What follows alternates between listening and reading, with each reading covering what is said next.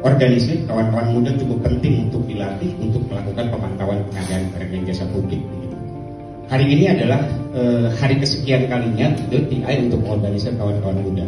Kedepan penting untuk dilakukan kolaborasi antara Transparansi Internasional kawan-kawan muda dengan teman-teman yang ada di LKPP. Setidaknya untuk saat ini pengaduan menjadi salah satunya, gitu ya, ruang untuk menyampaikan pengaduan pengadaan barang dan jasa dari kawan-kawan masyarakat sipil, khususnya kawan-kawan muda anti korupsi.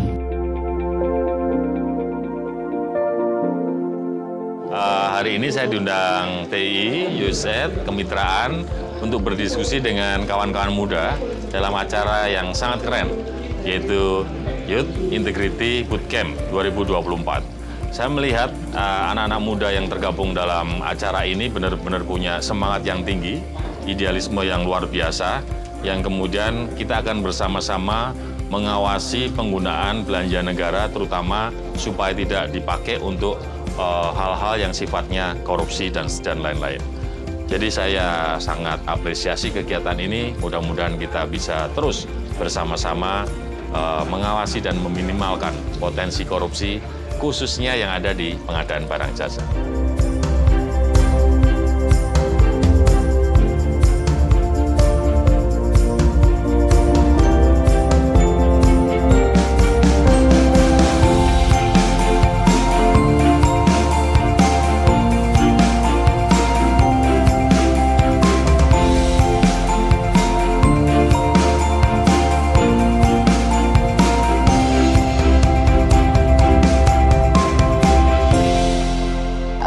Situasi korupsi di Sumut sendiri, saya rasa bukan sebuah rahasia lagi bagaimana banyak kepala-kepala daerah di Sumatera Utara yang sudah tertangkap karena korupsi. Itu dimulai dari gubernur, bupati, bahkan sampai ke kepala dinas dan kepala desa.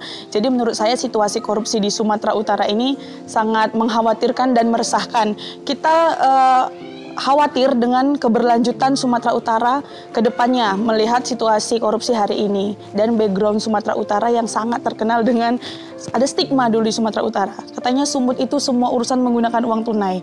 Nah, kayak gitu. Jadi artinya sudah separah itu korupsi di Sumut gitu. Bukan hal baru dan bukan rahasia lagi.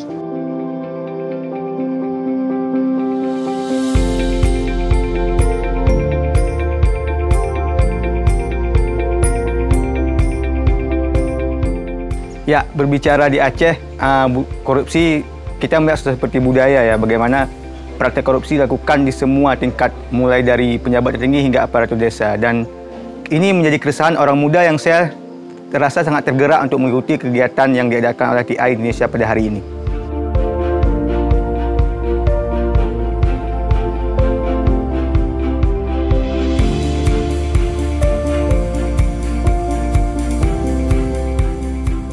Baik gambaran korupsi di Kabupaten Kupang itu sendiri, masyarakat kurang dilibatkan di dalamnya, di mana di suatu daerah masyarakat itu hanya tahu pelaksananya, tidak ada sosialisasi yang diberikan pemerintah daerah kepada masyarakat itu sendiri, sehingga masyarakat kekurangan atau minim informasi yang mereka ketahui tentang pembangunan di daerah tersebut, sehingga dari situ juga relokasi-relokasi yang lain yang dilakukan pun masyarakat tidak tahu, sehingga adanya tindak korupsi pun mereka tidak mengetahui secara lebih lanjut.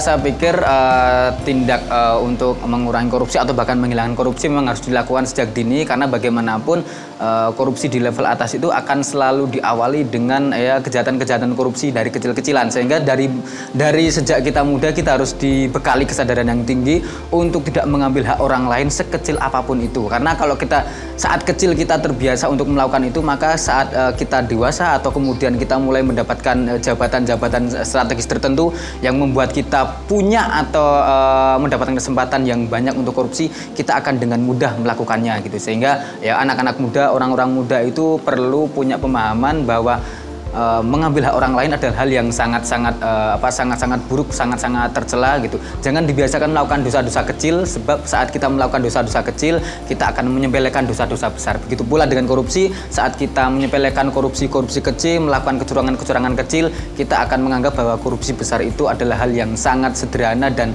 sepele, sehingga kita tidak memperhitungkan itu sebagai sebuah kejahatan politik yang sangat besar.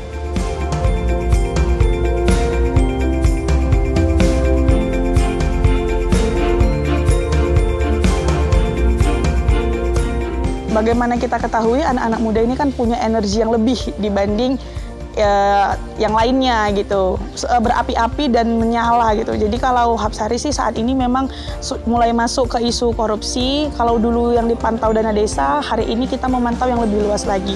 Kita mulai dari kabupaten tempat di mana Hapsari bekerja, kemudian ke provinsi. Masih sebatas itu sih, kita lakukan sosialisasi, kita lakukan dialog publik, kita lakukan pemantauan, ya masih kecil-kecilan. Untuk merubah pola korupsi ini yang sudah sangat membudaya di tengah masyarakat, kita perlu dimulai dari diri orang muda Aceh hari ini untuk merubah semua ini, karena ke depan mereka lah yang akan memimpin bangsa ini. Kemudian juga peningkatan kapasitas selalu kita berikan, bagaimana seperti komite PBJ-nya orang muda, kita selalu memantau pengadaan barang dan jasa, kita selalu membimbing mereka di tingkat desa. Misalnya kita ada audit sosial di tingkat desa, dan itu kita dampingi dan didampingi oleh kawan-kawan TS semua. Termasuk juga kita itu di Gerak Aceh ada yang namanya sekolah anti korupsi, dan itu selalu kita buka per tahun dan bergelombang untuk orang muda di Aceh, bagaimana mereka memahami nilai anti korupsi tersebut.